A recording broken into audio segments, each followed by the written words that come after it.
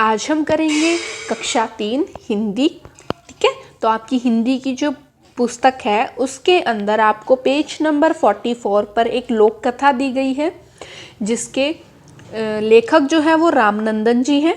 ठीक है, तो हम इस लोक कथा को आज पढ़ेंगे। मूस की मजदूरी इस लोक कथा का नाम है। मूस की मजदूरी यानी एक चूहे की मजदूरी, यानी कि एक चूहे ने क्या की थी, मजदूरी की थी।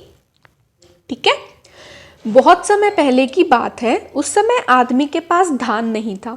सबसे पहले आदमी ने धान का पौधा एक पोखरी के बीच में देखा। धान की बालियां झूम झूम कर जैसे आदमी को बुला रही थी, पर गहरे पानी के कारण धान तक पहुंचना बहुत ही कठिन था। बहुत समय पहले की बात है ये, कि एक आदमी जो था, उस समय आदमी के पास क्या होता था, धान यानी कि जो चावल होते थे वो नहीं होते थे। ठीक है, तो सबसे पहले आदमी ने क्या देखा था, धान का पौधा देखा एक पोखरी के बीच में। यानी कि एक पोखरी बनी होती है, एक तालाब जैसी, उसके बीच में जो है धान का पौधा लगा हुआ था। क्योंकि धान हमेशा पानी में होता है ना, तो पानी के बीच में पौधा लगा हुआ था। तो धान की बालियां जो है झूम झूम कर जैसे आदमी को बुला रही थी। यानी कि जो धान होता है वो लंबा होता है ना उसका पौधा, तो वो जैसे हवा में लहरा रहा था, झूम झूम कर वो जो है आदमी को बुला रही थी। पर गहरे पानी के कारण क्या होता है, धान तक पहुंच पाना उस आदमी के लिए कठिन हो जाता था। ठीक है, तो आदमी ने क्या वहाँ पर सोचता सोचता खड़ा ही था कि वहीं पर एक मूस दिखलाई पड़ा। यानी कि वो आदमी जो है वहीं पर पास में खड़ा होकर सोच रहा था कि वो क्या करे, कैसे उस धान तक पहुँचे। तो वहाँ पर खड़ा हुआ वो सोच रहा था, तभी उसे वहाँ पर एक मूस दिखलाई दिया, यानी कि एक चूहा दिखाई दिया।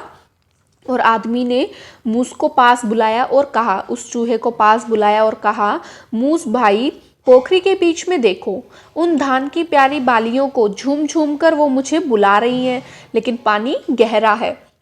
यदि तुम उन्हें मेरे लिए ला दो और तो हम तुम्हें मेहनताना का हिस्सा दे देंगे। तो उसने क्या कहा चूहे से कि चूहे भाई देखो, पोखरी के बीच में उन प्यारी सी धान की बालियों को झूम झूम कर वो मुझे बुला रही हैं, लेकिन पानी क्या है, बहुत गहरा है और मैं वहाँ पर नहीं जा सकता। यदि तुम उन्हें हमारे लिए ला दो तो हम तुम्हें मेहनताना का हिस्सा दे देंगे। तो उस आदमी ने उस चूहे से कहा कि अगर तुम मेरे लिए उसे ला दोगे तो मैं तुम्हें तुम्हारी मेहनत का हिस्सा जो है वो दे दूंगा। यानी कि जो तुम मेरे लिए काम करोगे उसके बदले में मैं तुम्हें भी कुछ दे दूंगा। तो मूस को भला क्या एतराज था, चूहे को क्या एतराज होता, उसे तो उसका हिस्सा मिल रहा था ना। तो वो सरसर तैर गया, यानी कि वो चूहा जो है वो पानी के अंदर तैर गया और बालियों को दांतों से कुतर कर किनारे पर लाने लगा। यानी कि वो उन को बालियों को, यानी कि धान को अपने दांतों से कुतर रहा था और किनारे पर ला रहा था। थोड़ी ही देर में किनारों पर धान की बालियों का ढेर लग गया। यानी कि थोड़ी देर बाद क्या हुआ, चूहे ने वो सारी बालियां जो है कुतर कर किनारे पर रख दी और वहां पर ढेर लग गया धान का। तब आदमी ने प्रसन्न होकर कहा, मूस भाई, अब इसमें से अपनी मजदूरी का हिस्सा तुम खुद ले लो, यानी कि स्वयं ले लो। ठीक है, तो पर चूहे ने क्या